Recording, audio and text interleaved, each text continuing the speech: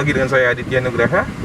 Dalam sesi The Expert kali ini, kita akan langsung mewawancarai salah satu rekan yang dahulunya sama-sama kami bekerja di salah satu perusahaan, dan saat ini beliau coba merintis usaha bakso.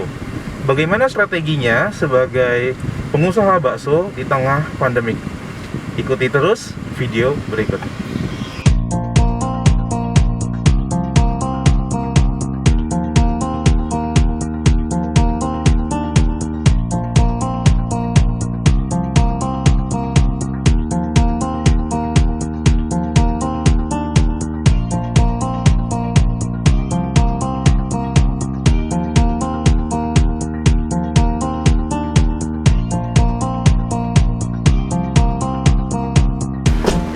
Sekarang kita sudah sampai di lokasi. Kita akan langsung gali informasi bagaimana strategi yang dilakukan beliau di saat pandemik. Selain itu juga kita akan lihat sendiri seperti apa penyajiannya, pelayanannya, dan juga bagaimana operasional yang dilakukannya. Kita akan lihat berbagai potensi yang ada di dalam usaha bakso ini. Yuk, kita akan segera ketemu dengan beliau.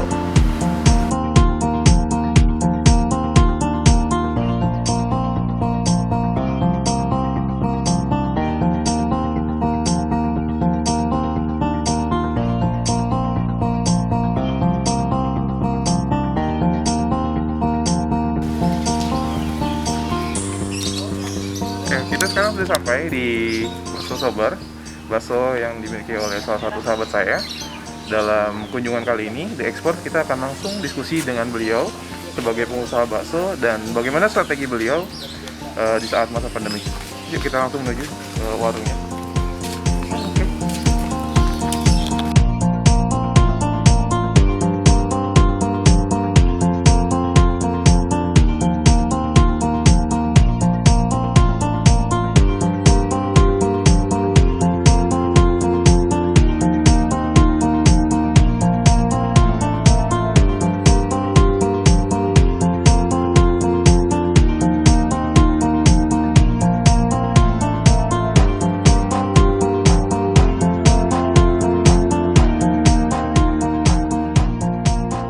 Halo, ketemu lagi dengan saya Aditya Nugraha, founder Continuous Improvement Academy. Dalam The Expert kali ini, kita menghadirkan sebuah edisi spesial. Kita akan hadirkan salah satu expert di dunia usaha bakso. Walaupun beliau merintisnya di saat pandemik, tapi ternyata menghadirkan keberkahan tersendiri untuk beliau. Beliau juga salah satu sahabat ketika saya menjadi salah satu profesional di perusahaan Jepang. Yuk kita langsung aja diskusi dengan beliau. Beliau adalah Mas Dondi. Halo Mas Dondi. Halo. Assalamualaikum. Ya, dalam sesi kali ini seperti biasa, The Expert kita mengundang Mas Dondi nih untuk sedikit sharing mengenai usaha baksonya seperti apa, kemudian pengalamannya, perjalanannya seperti apa. Mungkin Mas Dondi bisa cerita kepada teman-teman perjalanannya merintis usaha bakso ini. Baik, terima kasih teman-teman semuanya. Kalau untuk proses merintis ya, kita sebenarnya mulai merintis itu baru sekitar 2 tahun kita hadir di sini. Mulanya kita cuma sekedar mencoba dalam artian dulu kita orang tua kita kurang lebih 35 tahun berjualan di Jakarta. Kemudian kita juga salah satunya juga hobi juga makan bakso tuh. Jadi dari senang dulu makan bakso, makanya kita coba ada ibaratnya keinginan untuk kita berusaha gitu. Apa yang kita suka, kita usahakan untuk menjadi sebuah usaha kedepannya seperti apa. Dan mulai dari kesukaan itu kita coba rintis dikit-dikit ya kan.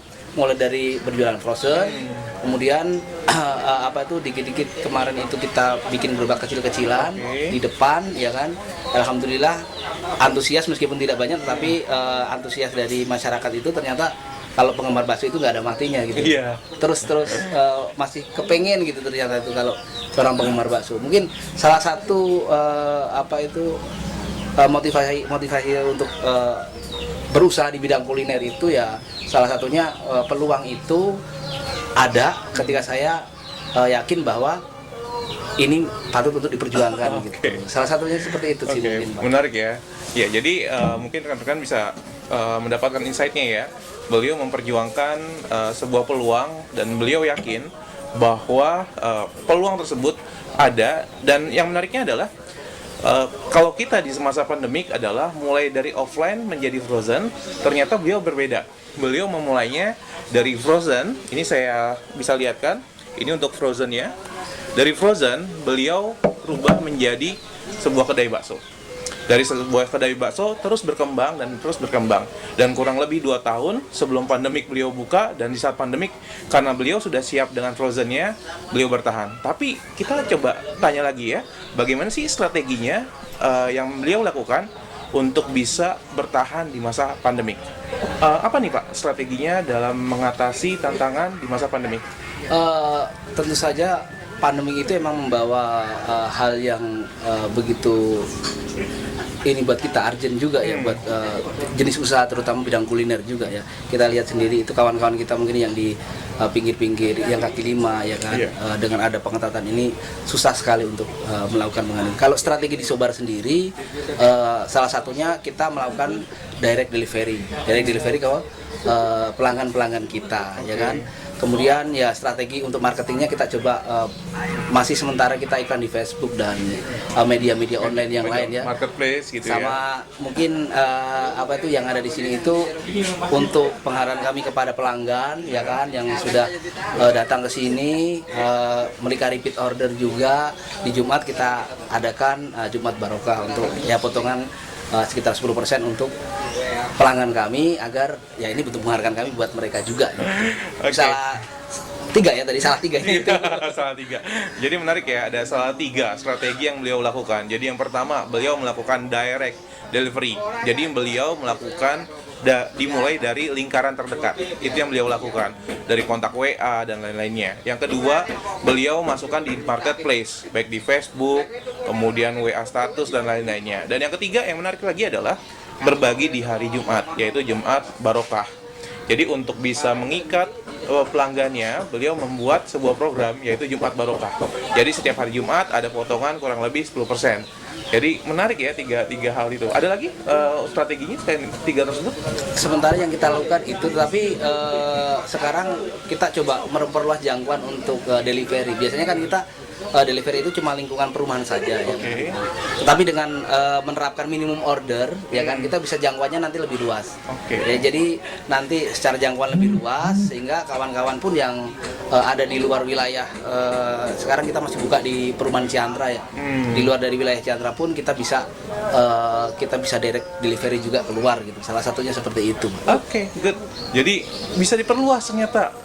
Diperluasnya, dan juga dengan tentunya ada ketentuan berlaku ya, ada minimum order quantity yang beliau terapkan untuk bisa mengejar biaya transportasi dan lain-lainnya. Tapi yang menarik, tadi kita sudah mengupas sedikit strategi beliau di saat pandemik. Kita tanya dulu, kita coba tanya beliau, apa sih filosofi dari bakso Sobar? Mungkin bisa di-sharing Mas Doni? Bakso Sobar itu sebenarnya kan Sobar itu identitas ya. Identitas dari Solo Barokah. Jadi ini bakso. Berarti akronim dari Solo Barokah. Solo Barokah. Jadi Solo itu ya kita dari Solo ya kan, tepatnya di Sukoharjo. Ya kan, masih wilayah Sukoharjo di situ asal mulanya, dan itu terkenal dengan baksonya. Bakso Solo itu terkenal dengan baksonya juga. Salah satu bakso terbaik itu juga berasal dari Solo. Barokah sendiri kita berharap ini usaha itu nanti ke depannya itu bisa menjadi ladang ibadah juga buat kita. Jadi kita boleh berdagang, tetapi ya kita berharap juga keberkahan di dalam berdagang itu. Makanya konsep Solo Barokah ya kan, itu adalah halal dan thayyib. Kenapa? Karena ketika kita sudah halal ya kan, nanti apa yang kita berikan ke badan ya kan, itu kan adalah yang terbaik. Jadi kalau kita memberikan ke badan yang terbaik, itu insya Allah nanti keberkahan itu bisa muncul di situ. Mungkin kurang lebihnya seperti itu sih Pak, secara pemaparannya. Oke, ini menarik ya teman-teman. Jadi di saat yang lain berlomba-lomba dengan omset, berlomba-lomba dengan aset, ternyata value beliau adalah menghadirkan makanan yang halal dan thayyib. Seperti yang kita ketahui, makanan halal thayyib bukan hanya di hasil akhir, halal toib adalah sebuah proses. Kalau di bakso mungkin mulai dari rantai suplai pemasok daging, penyimpanan daging, pengolahan daging, sampai juga dengan bakso itu tersaji. Jadi halal toib merupakan sebuah value yang beliau jaga untuk bisa memberikan yang terbaik kepada konsumen. Oke, menarik ya Pak ya? Jadi itu yang menjadi bagian penting di dalam bakso Sobar. Oke. Kalau di bakso Sobar ini salah satu keunikan yang menjadi ciri khas dari bakso Sobar itu di mana, Mas Dondi? Kalau kita fokusnya di satu itu sebenarnya kita main di kuahnya ya. Oke. Kuahnya itu kita kaldu, kemudian rempah-rempahnya kita coba sajikan supaya ya penikmat bakso itu merasa bahwa ada beda gitu. Itu satu. Yang kedua itu adalah toppingnya. Oke. Jadi kita mempersiapkan khusus ya. Iya. Ketika kawan-kawan itu penggemar bakso, ya kan, dia itu yang dikejar kadang-kadang selain bakso toppingnya nih, tetelannya gitu. Nah, kita coba karena saya penggemar juga kan. Ketika kita itu melimpahkan toppingnya dan ibaratnya ketika saya jajan di sini nih, ya kan, pasti ada toppingnya nih, ya kan, ada tetelannya nih. Nah, itu harapan kita juga bisa memanjakan konsumen lewat itu tadi ya kan, tambahan topping dan tambahan yang topping itu. Ya, jadi ada tambahan topping, ada varian rasa, kemudian memberikan sesuatu keunikan. Dan mungkin teman-teman bisa mengetahui ya, itu adalah beliau menghadirkan value proposition, jadi menampilkan sesuatu yang unik dari produknya. Keunikannya di mana? Keunikannya adalah di topping dan juga varian rasanya. Sehingga beliau mempunyai ciri khas. Bakso Sobar itu terkenal dengan topping yang melimpah. Kurang lebih seperti itu. Oke, Mas Dondi, di dalam The Expert selalu ada yang namanya 3 rapid question. Jadi ada tiga pertanyaan, cepat, tanpa mikir, harus spontan, dan harus asal jangan yang aneh-aneh ya. Asal jangan aneh-aneh. Oke, siap ya? Oke. Bismillahirrahmanirrahim. Bismillahirrahmanirrahim. Pertanyaan yang pertama, bakso atau mie ayam? Bakso. Profesional atau pengusaha? Pengusaha. Solo atau Cikarang? Solo. Solo. Oke, good. Jadi 3 pertanyaan kita coba kulik ya. Bakso dan mie ayam. Mengapa bakso? Bakso karena saya penggemar bakso. Oke.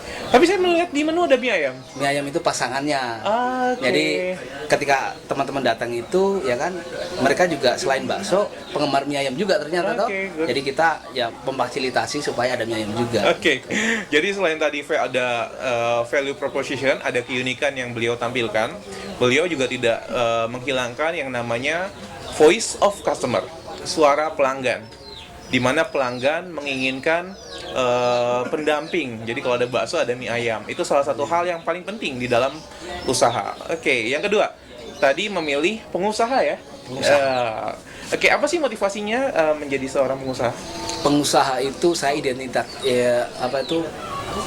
pemikirannya ke depan itu adalah ketika kita jadi pengusaha kita bisa bermanfaat buat orang lain juga. Oke. Kalau profesional itu kadang-kadang kita bermanfaat buat diri sendiri sama perusahaan yang kita kerjakan. Tapi kalau pengusaha kita bisa menjaring kawan-kawan kita nanti ya kan, bekerja sama dalam sebuah tim, sebuah kelompok, sukses bareng.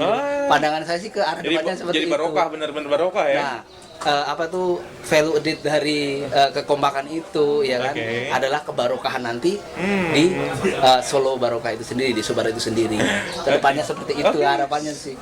Sip, menarik ya. Jadi teman-teman, tadi mengapa beliau memilih pengusaha, ini adalah sebuah motivasi beliau untuk bisa jauh lebih bermanfaat dibandingkan sebelum-sebelumnya. Bukan berarti menjadi profesional tidak bermanfaat, tapi harapannya adalah dengan menjadi pengusaha bisa membuka peluang kerja untuk rekan-rekan yang mungkin saat ini sulit dalam mencari pekerjaan. Jadi untuk teman-teman pengusaha nih, lebih semangat lagi di masa pandemik. Oke, yang ketiga, Solo dan Cikarang. Solo. Di Cikarang berapa lama? 10 tahun lah. 10 tahun, oke. Tapi tetap ya, Solo di hati ya? Solo di hati. Kita pulang Solo tuh, yuk hunting kuliner yuk kemana gitu. Terus kalau mengenai masa kecil ya, karena kita masa kecil sekolahnya di sana, bandelnya di sana, ya, teman-temannya ada di sana, jadi ketika pulang itu nostalgia. Nostalgia, sip. Jadi teman-teman yang ada di Solo, kalau beliau lagi lebaran, pulang kampung, pastikan ya bisa ketemu beliau dan banyak belajar dari beliau. Oke, 3 rapid question sudah kita lalui. dahului, berikutnya kita minta ya, apa sih tips dan trik beliau untuk para pengusaha yang saat ini sedang berjuang di masa pandemi? Kalau triknya, saya sendiri kita harus punya keyakinan dulu. Usaha itu kita harus yakin bahwa usaha ini patut diperjuangkan. Oke. Setelah kita yakin patut diperjuangkan, jangan lupa usaha. Oh. Jangan lupa, tidak mungkin kita diam kemudian berhasil gitu kan. Iya. Setelah usaha kemudian kita uji nanti dengan kesabaran kita. Ya kalau kita nanti kepengennya sukses tetapi nggak mau sabar, nggak mau usaha, kayaknya ada nggak sih? Oke. Mungkin itu sih Gitu kalau ya. kalau keyakinan saya dalam apa itu menghadapi nanti tantangan ke depan ya kan. Ke depan, Kita ya. harus yakin dulu, kita yakini bahwa usaha ini ada benar-benar yang tadi berkah ya kan, kemudian halal yang toyib, kemudian usaha-usaha kita melakukan itu apa, yang terakhir adalah bentuknya apa, kesabaran kita. Oke. Karena insya Allah kalau setiap ada kesulitan di situ kan juga ada kemudahan ya kan. Nah ketika kita nggak sabar dengan menghadapi kesulitan itu ya kemudahan juga nggak bakal muncul. Oke, sip. Seperti Jadi ada 3 hal yang beliau sampaikan untuk teman-teman nih, para pengusaha yang saat ini sedang berjuang di saat pandemik. Yang pertama adalah yakin bahwa rezeki itu tidak akan tertukar. Yang kedua, perjuangkan impian Anda, usaha. Jadi nggak pernah tuh kita bermimpi rebahan tapi dapat sesuatu yang besar. Terus perjuangkan impian Anda. Sulit memang, mungkin saat ini rekan-rekan dibatasi dengan ruang gerak, tapi satu hal, Allah tidak pernah membatasi rezekinya. Dan yang ketiga yang beliau sampaikan adalah sabar. Sabar di sini bukan hanya sabar menunggu. Sabar di sini adalah bagaimana kita yakin untuk dalam setiap kesulitan bersama kemudahan. Jadi dengan kesabaran tersebut akan menguatkan kita untuk terus berusaha dan terus berjuang. Oke, menarik ya Mas Undi ya. Oke, tapi gini, teman-teman kan mau tahu nih, bakso Sobar itu bagaimana sih cara ordernya dan harus menghubungi siapa? Kalau mau berminat mengunjungi bakso Sobar atau mau pesen nih bakso Sobar? ada 2 cara. Oke, 2 cara. Satu ya direct langsung, datang langsung ya kan, di Perumahan Pesona Ciantra, Blok D6 nomor 5, Kelurahan Ciantra, Cikarang Selatan, Kabupaten Bekasi. Silakan datang. Kalau di Google Map teman-teman bisa cari itu warung bakso Sobar. Warung bakso Sobar. Nanti akan muncul di situ ya kan, tinggal ikutin jalannya ke sini. Ke jalannya. Ya kan. Yang kedua, teman-teman bisa menghubungi nomornya di 0821 2537 8196. Saya ulangi, 0821 2537 8196. Teman-teman bisa order lewat WA, kemudian pilih menunya yang suka apa, Oke. ya kan, kami siap antar. Oke, good. Tadi ngomongin menu, ada berapa menu di bakso Sobar? Menu, tadi dulu kita hitung coba ya. Gitu dong. Oke, good. Ada mie ayam jamur, Oke, mie ayam. kemudian ada bakso kecil, Iya, ada bakso urat, iya. ada bakso telur, Oke. ada bakso bogem, Oke. ada bakso mercon, Ya. dan terakhir ada bakso rusuk. Iya. Ada 7 ya berarti ya? 7. Yang paling favorit biasanya? Paling favorit itu ada 2 sebenarnya. Oke. Yang pertama yang paling difavoritkan oleh ibu-ibu itu bakso mercon. Oke, bakso mercon. Mungkin kalau ibu-ibu Pedes lihat ya? cabai gitu kan, Oke. wah lihat cabai itu kayaknya aura ibu-ibunya keluar. Nafsu ya? Iya. Makanya kalau ada bakso mercon biasanya dia paling cepat habis di sini. Oke. Yang kedua bakso rusuk itu pengembangannya kadang-kadang ya anak-anak muda ya kan, kemudian bapak-bapak ya. Mungkin karena ukurannya gede juga Karena ya? ukurannya gede dan bentuknya udah kayak apa ya? Ya pokoknya kayak memuaskan banget. Ya, jadi teman-teman kalau mau mampir di bakso Sobar, pastikan bakso rusuknya ada, kemudian bakso merconnya ada. Itu 2 favorit yang sulit dilupakan. Tapi saya sedikit rekomendasi juga mie ayam jamurnya, karena ternyata mie ayam jamurnya itu beda dari yang lain. Kalau tadi saya cobain banyak rasa rempah-rempah ya, ternyata dari aroma pala yang beliau sedikit sisipkan dalam bumbunya. Oke, good. Terima kasih Mas Dondi. Dalam sesi The Expert, mudah-mudahan semakin berkembang, semakin besar juga. Terima kasih. Oke, untuk rekan-rekan The Expert, sekian diskusi kita dengan salah satu owner di Bakso Sobar. Semoga untuk teman-teman UMKM, hal ini dapat mendorong teman-teman untuk lebih semangat, lebih berjuang lagi, dan ingat, bersama kesulitan selalu ada kemudahan. Dan yakinlah bahwa semua ini bisa kita lewati dengan baik. Ingat, Amin. PPKM. Pelan-pelan kita menang, kita maju. Sekian, terima kasih dari saya Aditya Nugraha dan Saya Dodi Abdurrahim.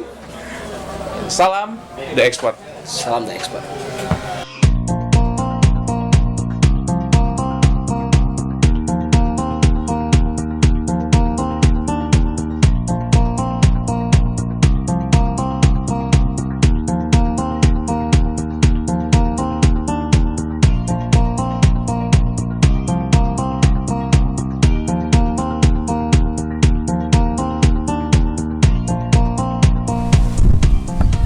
Oke, setelah kita tadi diskusi panjang dan juga menggali berbagai informasi strategi yang dilakukan oleh owner Bakso Sobar, sekarang kita saatnya makan.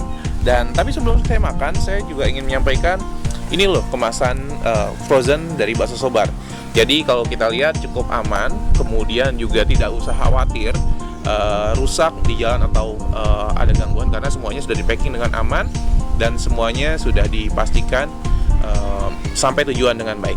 Oke, yuk teman-teman, kita bantu UMKM dan silakan rekomendasikan UMKM di sekitarmu untuk bisa kita saling bantu, saling order, dan jangan lupa untuk kita bangkit teman-teman UMKM untuk bisa berjaya di saat masa pandemik.